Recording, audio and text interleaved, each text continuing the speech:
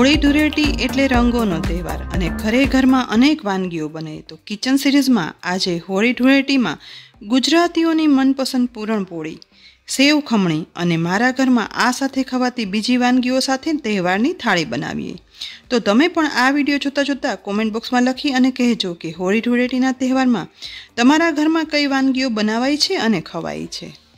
આજે आ थाड़ी में रहेली बधी वानगीनुं माप 3 व्यक्तिने थाय ने ते प्रमाणे लीधुं छे। तो तहेवारनी आ थाड़ी बनाववा माटे बनाववानी शरूआत बधानी मनभावती मीठी वानगीथी करीए।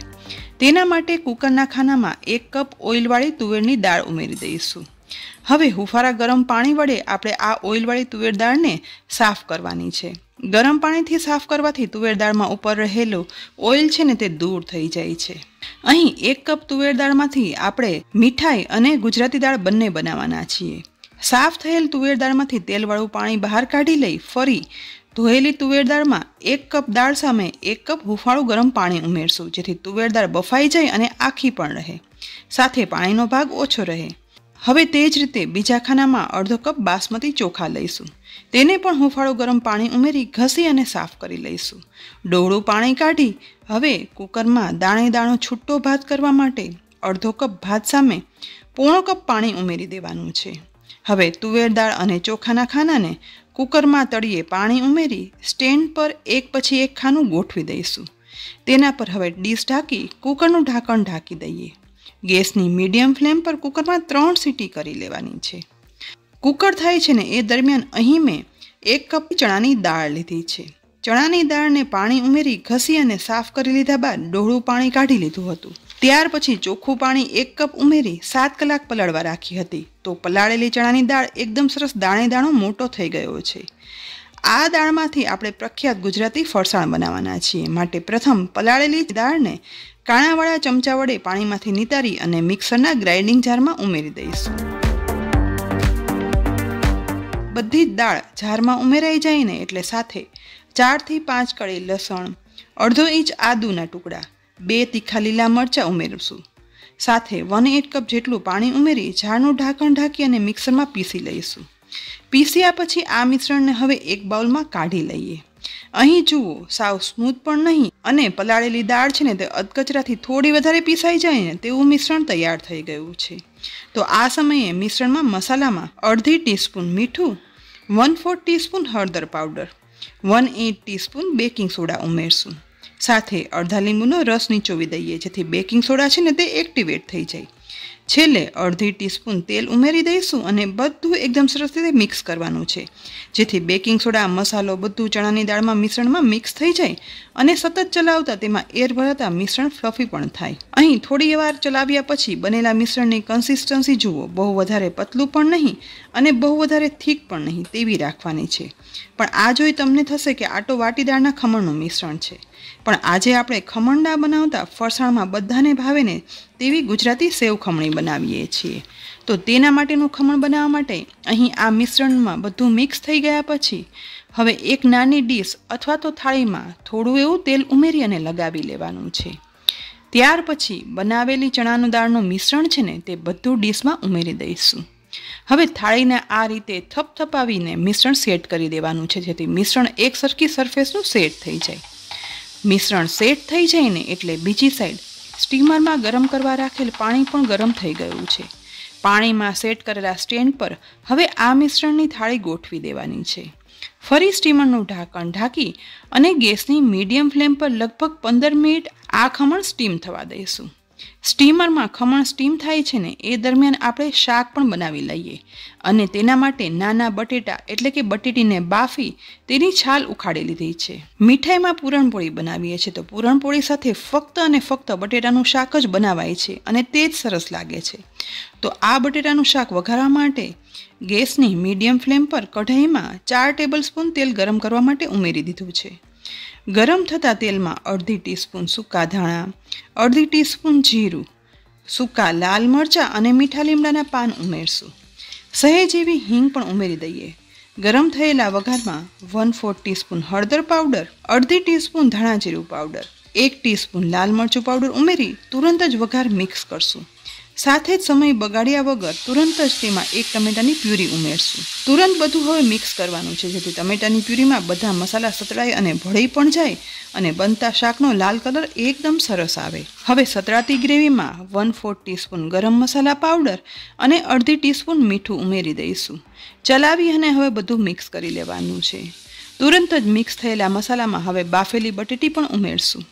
સાથે જ 1 ટીસ્પૂન ખાંડ ઉમેરી ઉપરથી અડધા લીંબુનો રસ નીચવશું, જેથી શાકમાં ગળાશ અને ખટાશ બંને સરસ આવે. હવે ઉમેરેલા મસાલા સાથે બટેટાને સતળાતી ગ્રેવીમાં મિક્સ કરશું.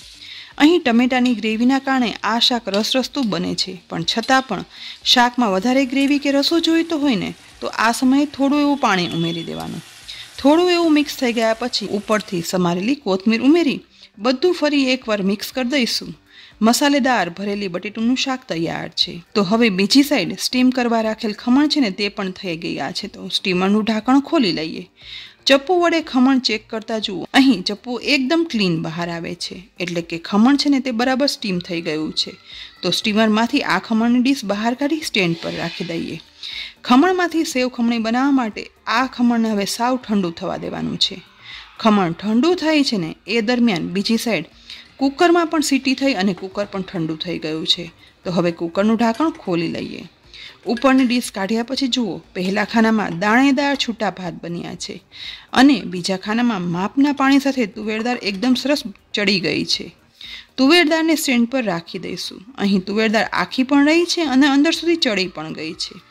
હવે આ તુવેર દાળમાંથી આપણે ગુજરાતીઓનું ફેવરિટ પૂરણપોળી બનાવશું અને સાથે જ ગુજરાતી દાળ પણ બનાવવાના છીએ. તો પહેલાં સ્ટફિંગ બનાવવા માટે બાફેલી તુવેર દાળમાંથી પોણા ભાગની તુવેર દાળ છે ને તે એક પેનમાં સ્ટફિંગ બનાવવા માટે ઉમેરી દઈશું. અહીં પોણા ભાગની દાળને પૂરણપોળીનો સ્ટફિંગ માટે રાખી દીધી છે અને પા ભાગની દાળ બાકી રહી છે ને તેમાં 1 કપ જેટલું પાણી ઉમેરી દઈશું, જેને બ્લેન્ડ કરી આપણે પૂરણપોળી સાથે ખવાતી ગુજરાતી દાળ બનાવવાના છીએ. પ્રથમ પૂરણપોળીનું પૂરણ બનાવવા માટે પેનમાં કાઢેલ બાફેલી તુવેર દાળને ગેસની ફ્લેમ ઓન કરી તેના પર રાખી દઈએ. અહીં બાફેલી તુવેર દાળ પોણો કપ છે, તો તેમાં અડધો કપ ખાંડ ઉમેરી દઈશું. હવે ગેસની મીડિયમ ફ્લેમ પર સતત ચલાવતા જઈ અને મિક્સ કરવાનું છે. શરૂઆતમાં બાફેલી તુવેર દાળમાં ખાંડ મિક્સ થઈ અને ઓગળવા લાગશે અને મિશ્રણ પતલું થઈ અને લિક્વિડી પણ થઈ જશે. પણ જેમ જેમ આ મિશ્રણ ગરમ થશે ને તેમ તેમાંથી પાણીનો ભાગ બળતો જશે અને મિશ્રણ છે ને તે ઘટ થશે અને તમને ચલાવવામાં પણ ઘટ લાગશે.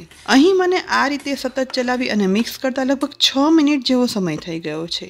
હવે સતત મિક્સ કરતા મિશ્રણ કઠણ પણ થઈ ગયું છે અને પેનમાં ચીપકવા પણ લાગ્યું છે. સાથે સાથે મિશ્રણ જુઓ એકદમ લચકા જેવું બની ગયું છે અને એકી સાથે પેનમાં ગોળ ફરી રહ્યું છે. બસ મિશ્રણ આવું બને ને એટલે પૂરણપોળીનું પૂરણ તૈયાર છે. થોડું એવું સોફ્ટ લાગે છે, પણ ઠંડુ થતાં તે કઠણ થઈ જશે. આ સમયે જો તમારે એલચીનો પાવડર ઉમેરવો હોય ને તો ઉમેરી શકાય છે. મેં એલચીનો પાવડર નથી ઉમેર્યો. તૈયાર થયેલા પૂરણને હવે ગેસની ફ્લેમ બંધ કરી અને તેને સાવ ઠંડુ થવા દઈએ. આ પૂરણ ઠંડુ થાય છે ને એ દરમિયાન બીજી સાઈડ જે પા ભાગની બાફેલી તુવેર દાળ અલગ કરી હતી ને તેમાં પાણી ઉમેરી મેં બ્લેન્ડર વડે બ્લેન્ડ પણ કરી લીધી છે. તો પૂરણપોળી સાથે ખવાતી આ ગુજરાતી દાળ બનાવવા માટે કઢાઈમાં 2 ટીસ્પૂન તેલ ગરમ કરવા રાખશું. ગરમ થતાં તેલમાં અડધી ટીસ્પૂન રાઈ, અડધી ટીસ્પૂન જીરું, સૂકા આખા મસાલા, મીઠા લીમડાના પાન, સહેજ એવી હિંગ ઉમેરી વઘાર થવા દઈશું. વઘારમાં આખા મસાલા ફૂટી અને ઉપર આવે ને એટલે તેમાં 1 ટમેટાના નાના સમારેલા ટુકડા, આદુ મરચાંના ટુકડા ઉમેરશું. સાથે 1/4 ટીસ્પૂન હળદર પાવડર, અડધી ટીસ્પૂન લાલ મરચું પાવડર ઉમેરી વઘારને એકદમ મિક્સ કરશું. મસાલા ટમેટાના વઘારમાં મિક્સ થઈ જાય ને એટલે તુરંત જ બ્લેન્ડ કરેલી લિક્વિડ તુવેર દાળને વઘારમાં ઉમેરી દેવાની છે. તુવેર દાળના ખાનામાં પણ પાણી ઉમેરી તે પણ વઘારમાં ઉમેરી દઈશું. સાથે જ 10 થી 12 નંગ સિંગદાણા અને 1 ટેબલસ્પૂન જેટલો ગોળ અને અડધી ટીસ્પૂન મીઠું ઉમેરશું. અડધા લીંબુનો રસ પણ હવે નીચોવી લઈએ. બધું ચલાવી અને મિક્સ કરવાનું છે. મારા ઘરમાં પૂરણપોળી સાથે આવી રીતે બટેટાનું શાક અને તુવેર દાળ જે મીડિયમ લિક્વિડી સાથે લાલ મરચાંવાળી અને લાલ કલરની તીખી જોઈએ છે, માટે આજે મેં લાલ ગુજરાતી દાળ બનાવી છે. પણ પસંદગી પ્રમાણે વધારે કે ઓછી થિકનેસની દાળ બનાવી શકાય છે. દાળને લગભગ 4 થી 5 મિનિટ ગેસની લો ફ્લેમ પર ઉકળવા દઈશું અને એ દરમિયાન બીજી સાઈડ સેવ ખમણીનું ખમણ છે ને તે સાવ ઠંડુ થઈ ગયું છે. તો પ્રથમ તેમાં મોટા 2 કટ આ રીતે લગાવી અને 4 ટુકડા કરી લઈએ. બધા ટુકડાને થાળીમાંથી અલગ કરી દઈશું. અહીં ખમણ અંદર સુધી ઠંડુ હોવું જરૂરી છે. જો જરા પણ અંદરથી ગરમ લાગે ને તો વધારે 2 થી 4 મિનિટ ઠંડુ થવા દેવાનું. હવે આ ખમણમાંથી આપણે સેવ ખમણી બનાવવા માટે તેને ડાયરેક્ટ હાથ વડે ભૂકો ના કરતા આ રીતે ખમણવાની ખમણી લઈશું અને બનેલા ખમણને આ રીતે ખમણવાનું છે, જેથી એક સરખો ભૂકો થાય. જો હાથ વડે આ રીતે ભૂકો કરશો ને તો ખમણ છે ને તે ભૂકો ના થતાં મેશ થઈ જશે અને છૂટું નહીં રહે. અહીં આ રીતે હવે બીજા ટુકડાને પણ લઈ અને ખમણી લઈશું. અહીં તમે જોઈ શકો છો કે ખમણ્યા પછી એક સરખું ખમણ છૂટું થયું છે અને મેશ પણ નથી રહ્યું, અલગ અલગ રહ્યું છે. બસ બધા ટુકડાનું આ રીતે ખમણ કર્યા પછી હવે સેવ ખમણી વઘારવા માટે ગેસની લો ફ્લેમ પર પેનમાં 3 ટીસ્પૂન તેલ ગરમ કરવા માટે રાખી દઈએ. ગરમ થતા તેલમાં 1/4 ટીસ્પૂન રાઈ, મીઠા લીમડાના પાન, 2 તીખા લીલા મરચાંના ઝીણા સમારેલા ટુકડા, સહેજ એવી હિંગ ઉમેરી અને મિક્સ કરી દઈશું. સાથે તેમાં 1/8 કપ જેટલું પાણી ઉમેરશું.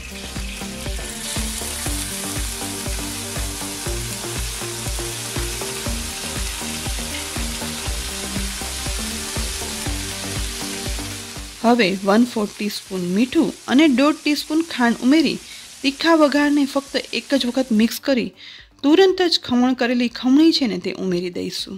બસ બધી જ ખમણી ઉમેરાઈ જાય ને એટલે હળવે હાથે આ રીતે ગેસની લો ફ્લેમ પર પાણીના વઘારમાં ખમણી મિક્સ કરશું. સેવ ખમણી છે ને તે સાવ કોરી ના હોતા સહેજ એવી ભીની એટલે કે મોઇસ્ટ હોય છે, માટે વઘારમાં સહેજ એવું પાણી ઉમેરવું જરૂરી છે, પણ વધારે પ્રમાણમાં નહીં ઉમેરવાનું. બધું એકદમ સરસ મિક્સ થઈ ગયા પછી હવે ઝીણી સમારેલી કોથમીર વધારે પ્રમાણમાં ઉમેરી ખમણીમાં મિક્સ કરી દઈશું. પણ આપણે તો સેવ ખમણી બનાવવી છે, પણ સેવ છે ને તે હંમેશા ખમણી પીરસવી હોય ને એ સમયે જ ઉમેરવાની, જેથી સેવ સોફ્ટ ના પડી જાય. અહીં વઘારેલી ખમણી બની અને તૈયાર થઈ ગઈ છે, તો તેને હવે સાઈડમાં રાખી દઈએ.